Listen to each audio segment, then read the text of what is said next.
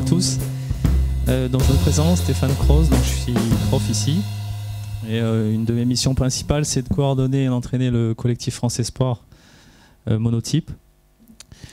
Et je vais vous présenter un outil justement qui me sert à cette coordination. Alors le collectif France Espoir Monotype, on voit les images, hein, donc c'est pour un peu définir, c'est de la voile habitable. Et c'est un collectif qui est assez jeune, parce qu'en fait on aborde la 3e saison. Alors au départ il s'est mis en place, ça a été une volonté de la fédération, de mettre en place un groupe de jeunes coureurs à potentiel, disons, et les accompagner à la fois sur des projets de compétitifs, donc avec objectif championnat de France de course au large en équipage, et avec le point d'orgue, le Tour de France à la voile, qui est une grosse épreuve chaque année. Donc sur des nouveaux bateaux qui existent donc depuis, c'est la 3e saison aussi. Donc on a démarré ce collectif en même temps qu'un nouveau support, le M34, qu'on voit sur les images. Donc l'école elle s'est associée à ce projet-là en achetant 2 bateaux. Et du coup, on a formé une collaboration entre la Fédération française de voile et l'École nationale de voile et sport nautique pour mener à bien ce projet. Alors ce projet, il était un peu supporté par... c'est un projet à plusieurs étages, donc il était supporté aussi par 2 centres d'entraînement régionaux qui étaient à l'époque Côte d'Armor et Normandie, et donc qui eux finançaient les projets pour que, donc à hauteur de 100 000 € environ par an, pour que ces bateaux-là puissent participer au championnat de France et au Tour de France à la voile. Alors, donc la première saison, c'était assez clair, même si le réseau relationnel est assez complexe, mais parce qu'il a différents niveaux. Mais disons que l'essentiel du boulot, c'était de préparer au mieux 2 équipages. Le collectif était composé d'une 30aine d'équipiers, et donc répartis pour la plupart, de manière un peu équilibrée sur Côte d'Armor ou sur Normandie. Donc une 15aine pour chacun. Alors, pour faire un peu d'histoire, c'est vrai que la première saison, donc j'ai pris la coordination en collaboration avec un cadre de la fédération, et du coup on s'est focalisé pas mal sur les aspects techniques et de préparation de coureurs, les accompagner dans leur projet de professionnalisation, parce que le projet pour ces coureurs-là, c'est en habitable, on a donc une possibilité de devenir professionnel et donc de s'intégrer soit à des équipages professionnels, soit de développer en tant que manager de projet son propre projet, soit dans la voile en équipage, soit aussi, pour certains, dans la voile en solitaire. Donc l'idée, c'était à la fois les former techniquement, mais aussi les former à justement cette professionnalisation et pouvoir se vendre éventuellement sur des projets pro, ou alors développer eux-mêmes des compétences de management d'un projet. On s'est rendu compte qu'en fin de saison, en première saison, donc en tout cas en tant que coordonnateur, c'était assez compliqué. Bon, les aspects évidemment liés à la performance, donc ça, comme dans tout projet sportif, bon, ben, ça se construit. On utilise les méthodes qu'on utilisait auparavant dans d'autres séries, évidemment. Mais par contre, ce qui était assez compliqué, c'était à gérer tout le réseau relationnel qui est à la fois entre les différents centres d'entraînement régionaux, les projets eux-mêmes, les équipiers entre eux, les équipages qui sont pas forcément homogènes, parce qu'en fait, ils sont encore pour beaucoup soit étudiants, ou engagés dans une vie professionnelle en dehors de la voile. Et donc du coup, les équipages tournaient pas mal sur les épreuves, les entraînements. Donc toutes les informations qui étaient développées par les uns avaient du mal à se remettre aux autres. Et du coup, on avait un déficit de performance. On s'apercevait que, notamment sur la période du Tour de France, donc qui dure 1 mois, on s'aperçoit que quand les équipages tournaient, eh ben, il y avait toute une période un peu de rebond, ou enfin une première période de baisse de la performance, parce qu'il fallait que les équipages se réapproprient le bateau. Voilà. Donc du coup, les premières journées, chaque fois qu'on tournait, c'était assez compliqué. Aujourd'hui, maintenant, avant de passer à la diapositive suivante, le projet a un peu évolué, donc il a marché un peu pendant 2 ans comme ça. Sauf que là, la conjoncture actuelle, elle est assez compliquée. Et du coup, les projets qui supportaient les centres d'entraînement qui supportaient ces deux projets, Côte d'Armor et Normandie, n'ont pas eu les financements pour relancer une saison supplémentaire. Donc du coup, il a fallu qu'on reconsidère les objectifs d'accompagnement de ce collectif. On a réduit le nombre de personnes, ce qui était à l'origine à une trentaine, est descendu à 19 cette année. On a essayé d'élever le niveau de le recrutement, mais en même temps de définir des objectifs qui sont à la fois toujours sur le M34, donc comme on a là, Tour de France à la voile, mais en intégrant des coureurs sur des projets pro ou amateurs. Donc du coup, les meilleurs, évidemment, ceux qui avaient fait leurs preuves les saisons auparavant, et donc du coup qui aussi ont fait leurs preuves sur d'autres supports, donc ont pu être recrutés sur certains bateaux professionnels ou amateurs, mais amateurs avec des objectifs quand même assez ambitieux. Et essayer de réorienter aussi sur d'autres supports habitables, alors qui sont moins course au large, mais qui sont des supports monotypes. Et cette année, on a la chance, en tant que du coup français, de pouvoir avoir 2 championnats du monde sur des supports de type habitable, monotype, en France, donc le J80. Donc un équipage qui est réduit par rapport à... Sur le M34, on est à 8 par bateau. Et là, sur le J80, c'est à 5. Et sur le SB20, donc à 4. Et donc, il y a 2 championnats du monde en France. Donc, ce qui facilite en fait le montage d'un projet qui permet de limiter les coûts puisque c'est ici. Et du coup, ça crée une dynamique. Et d'où on s'est vraiment, avec le secteur habitable de la Fédération française, on a plongé là-dedans pour essayer d'inciter fortement les jeunes à s'orienter soit sur du projet pro, soit parce que les 2 choses peuvent être faites en même temps, vers la préparation au championnat du monde. Voilà. Je ne sais pas si j'ai été clair dans ma présentation, c'est assez complexe. D'ailleurs, ça va être encore plus complexe quand je vais vous montrer finalement un peu le panorama du tissu relationnel qui est comment dire, voilà, qui nous... Alors j'essaie de faire un schéma, mais c'est compliqué, comme quoi finalement. Donc, alors, globalement, le schéma d'aujourd'hui, hein, c'est-à-dire que la saison, comme je l'ai expliqué, on a 19 coureurs donc, qu'on a sélectionnés. On a eu toute une période de sélection au mois de décembre et au mois de janvier, donc, qui comporte 2 phases. Une phase sur dossier, on a eu 80 coureurs qui... Donc les dossiers, bon voilà, c'est... Pour faire rapidement, les jeunes sont plutôt... les dossiers sont envoyés dans les pôles, dans les ligues. Et globalement, bon, il y a quand même pas mal de coureurs qui étaient présents déjà dans le collectif, qui sont à nouveau présents. Et donc ça ouvrait un peu moins cette année les portes, puisqu'il y avait de nouveaux, il n'y a plus beaucoup, il y a 5-6 nouveaux. Les autres soit étaient en limite d'âge, ceux de l'année dernière, soit n'ont pas finalement satisfait les contraintes ou les performances qu'on leur demandait. Alors en plus de ça, donc les coureurs ont entre 18 et 28 ans. Ils sont issus un peu de toute la France. Donc il y a 19 coureurs membres du collectif, voilà, qui sont officiellement déclarés. Et en plus de ça, on a une liste entre guillemets à potentiel. Alors les espoirs, c'est déjà du potentiel. Alors bon, c'est un peu c'est la tranche en dessous. Et donc là, qu'on n'a pas voulu intégrer dans le collectif, mais qu'on a senti qu'il y avait quelque chose. Donc en général, ils sont un peu plus jeunes, ils sont entre 18 et 22. Et les membres du collectif sont déjà un peu plus âgés, parce que donc déjà ils ont un peu plus de bouteilles. Ils ont déjà des podiums ou des titres sur les championnats de France Espoir, ou même de très bons résultats sur de France à voile, sur des projets pro. Donc une quinzaine de coureurs en plus que j'ai intégré aussi dans la dynamique, qui participent aussi aux échanges et à ce projet-là de collectif France Espoir. Donc globalement, ils sont basés dans toute la France. On n'a pas de permanence d'entraînement, donc ça c'est une difficulté, c'est-à-dire qu'en fait on les a pas sous la main toutes les semaines, 3 jours par semaine ici à l'école ou ailleurs. Et donc du coup, les échanges ne peuvent pas être faits réellement en direct. Donc comme je le disais, 2 entraîneurs coordonnateurs, donc une collaboration ENV et FED, et maintenant, donc du coup, depuis cette année, des entraîneurs de série. Alors les séries, je les ai notées en dessous, là, vous les avez, voilà, M34, J80, SB20, Longues E, donc ce sont des bateaux sur lesquels vont naviguer les membres du collectif. Donc alors voilà, tout ça c'est ce mélange, et du coup, en tant que coordonnateur, il fallait quand même que je sois un peu au courant de ce qui se passe.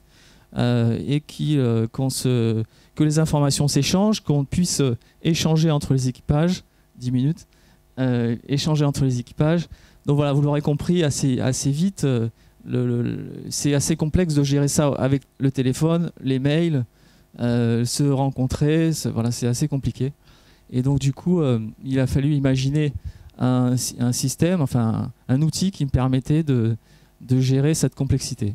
Alors on l'avait déjà développé l'année dernière, on avait commencé à le faire, et c'était assez simple puisqu'en fait on avait uniquement la partie de gauche, M34, donc avec une relation avec des bateaux identifiés, des projets identifiés, et une relation avec des équipages pro pour voir un peu comment ça se passe au sein de ces projets-là. Et maintenant, c'est rajouter des entraîneurs de série qui développent des entraînements pour la série spécifique, et donc du coup avec plusieurs équipages. Et du coup, eux, ils ont leur propre relation avec les coureurs, sauf que nous, on n'est pas forcément au courant de ce qui se passe. Donc du coup, il a fallu créer une dynamique qui permette d'être au courant de l'ensemble.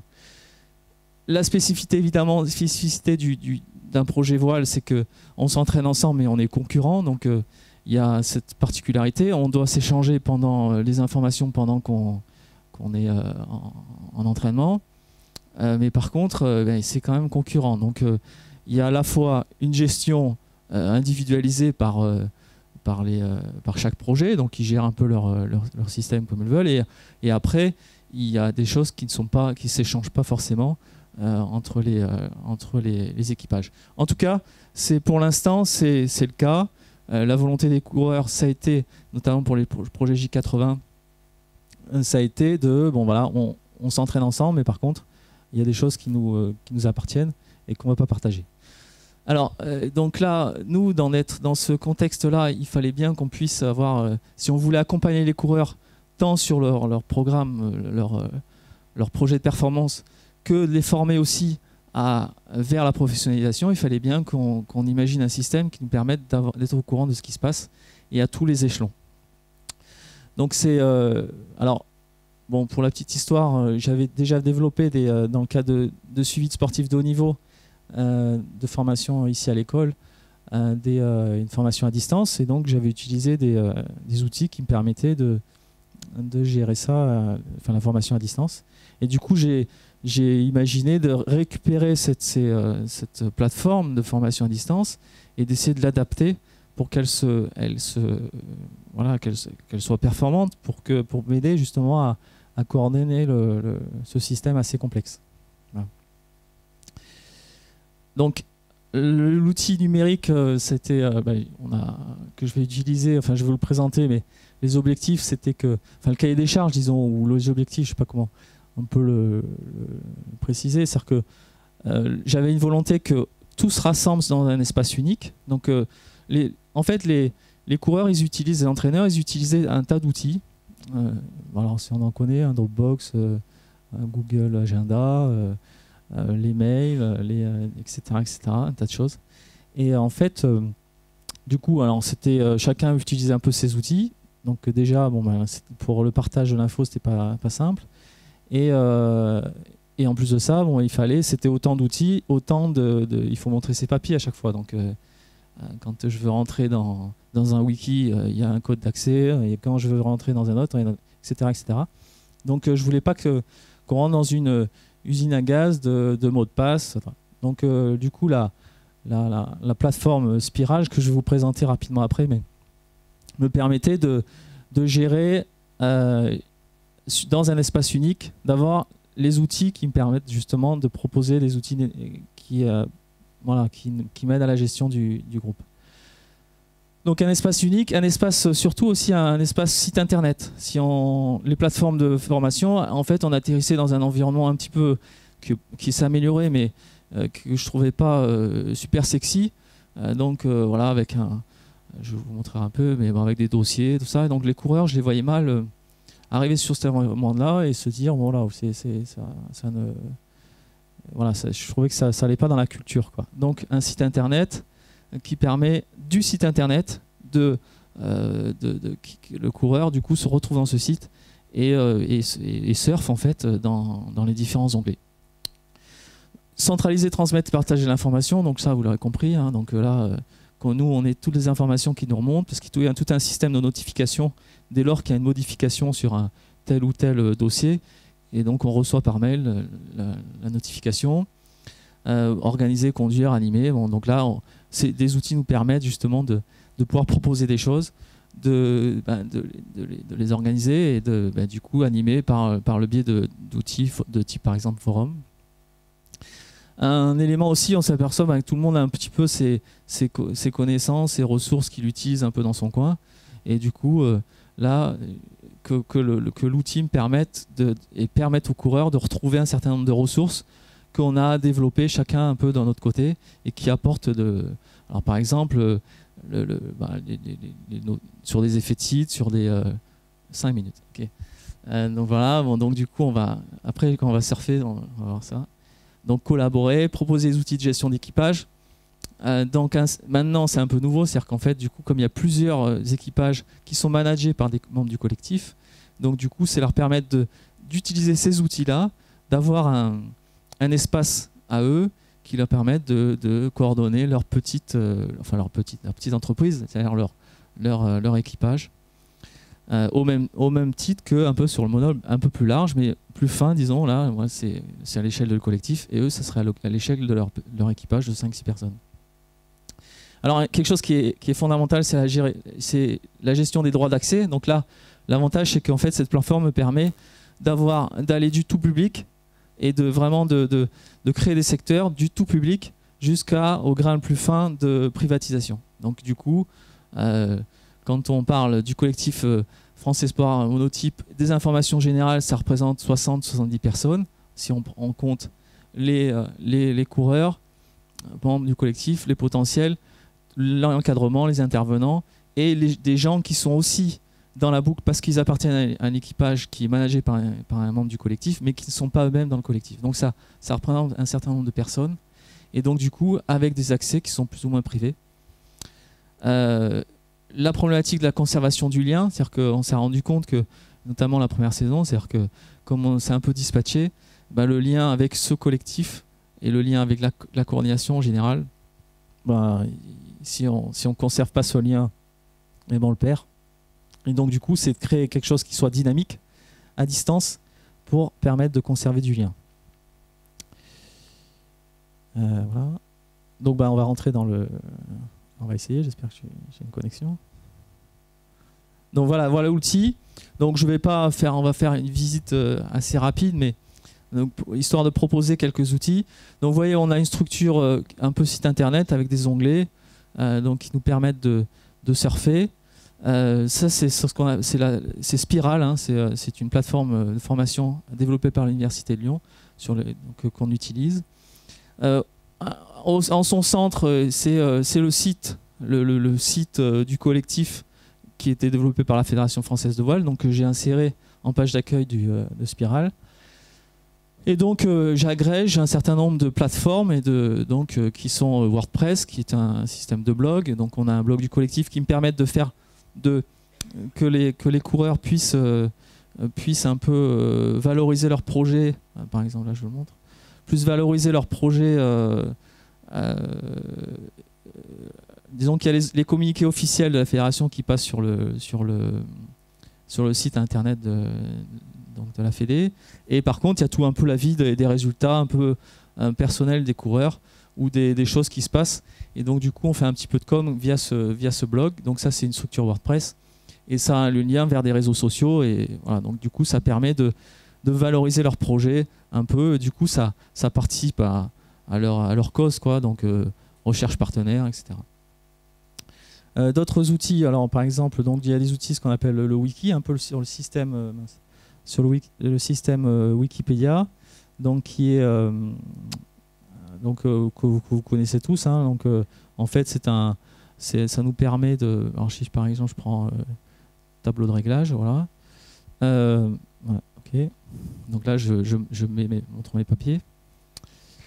Donc là, du coup, c'est un espace privé. Donc là, par exemple, donc du coup, on a créé un wiki avec un système de mesure. Les coureurs qui rentrent les données, et à chaque fois que il y a une donnée, un coureur qui rentre après un entraînement, qui modifie le wiki, l'ensemble des gens qui sont concernés par le projet reçoit une notification et qui permet donc du coup d'être au courant, tiens, un tel a fait une modif. Et du coup, c'est actualisé en permanence. Pas besoin d'avoir sur son disque dur la version 25 du temps pour voilà. Donc ça, c'est le wiki. D'autres outils qui sont intéressants, c'est les. Donc j'ai utilisé la base de ce qui s'appelle un cours. Hein. Donc là voilà, le Spiral avait développé un cours. Et du coup, là j'ai intégré des bilans d'entraînement de régate qu'on systématiquement on les met en ligne.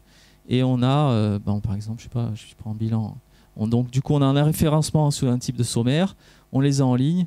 Et du coup, le bilan alors là, c'était la transmanche l'année dernière. Et donc le coureur qui était chargé de la navigation, il met son topo. Du coup, ça permet d'avoir donc notre spécialiste météo qui travaille avec eux. Du coup, peut voir ça. Et c'est surtout que ça nous garde une trace. Et pour cette année, pour la Normandie Sailing Wind de cette année, ça nous permettra d'avoir. Donc finalement, on a un véritable centre de ressources de conserver des traces. Je peux avoir 2 minutes? Ouais, ok. Bon, il y a plein d'outils, hein, donc je reviens cet après-midi. Autre chose, alors oui, ça c'est un peu du coup là c'est un peu comment dire la transformation culturelle qu'il a fallu opérer. C'est qu'en fait d'entrée j'ai banni les échanges par mail. Du coup, toutes les informations et les échanges qui se font via un outil forum. Alors le forum, on connaît tous les forums. Et du coup, on a utilisé cet outil-là pour que toutes les informations, plutôt que d'envoyer un mail, je sais que, et de chercher dans son carnet d'adresse, son groupe et tout ça. Donc du coup, je sais que tout le monde est inscrit aux notifications de la réception de ce forum.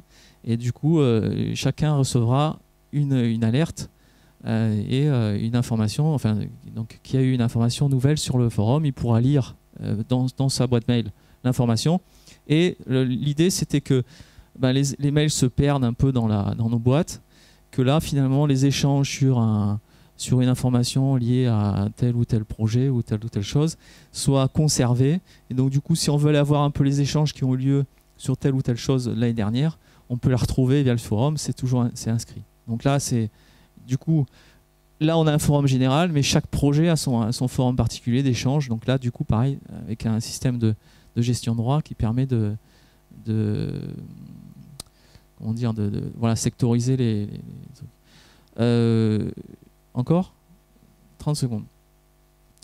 Donc aussi, c'est en lien évidemment avec la web TV du collectif, qui est donc sur Dartfish. On utilise Dartfish TV. Et donc du coup, directement, le coureur a accès aux images qu'on peut mettre sur Dartfish. Et du coup, on ne va pas rentrer dans les détails parce que sinon, il faudra revenir. Du coup, qui permet aussi de commenter en ligne et de commenter les vidéos, les images en ligne. Quelque chose qui... Voilà, bon, alors pour les Sandros... Bon, alors voilà, il y a quelque chose qui est aussi intéressant, c'est les questionnaires. Alors, je dis toujours que l'année 2012, c'était l'année du wiki. Et là, cette année, ça va être l'année du questionnaire. C'est un peu notre formule actuelle, avec Olivier Rouge. Donc du coup là en fait vous voyez là il y a mini test météo dépression, donc ça permet ceux qui veulent se tester à ça, mais ça nous permet par exemple les questionnaires les bilans de régate, je vais les transformer en questionnaires. Ça permet par exemple je vous montre un exemple, c'est questionnaire. Donc du coup là j'ai la problématique du questionnaire, parce qu'il y a un certain nombre d'équipages qui demandaient de naviguer sur les longues œufs. Les longues œufs, c'est un support qu'on a acheté à l'école pour le championnat de France Espoir. Du coup, plutôt que leur envoyer un mail, répondez-moi. Du coup, et après avoir un traitement de l'information qui va être assez lourd, vous connaissez tous. Hein. Et du coup, là, on a un questionnaire. Ce questionnaire, là, en fait, ils y répondent en ligne. Et du coup, après, moi, je charge directement les résultats et j'ai un détail automatique sur un fichier Excel de toutes les réponses aux questions avec leur nom, etc., les différentes questions. Donc ça nous a permis, par exemple, de traiter le questionnaire météo pendant les candidatures, on avait 50 questionnaires. Et du coup, dans la foulée, on avait tous les résultats, les moyennes. Donc du coup, un outil super pratique qui permet d'aller plus vite dans le traitement des données, quoi.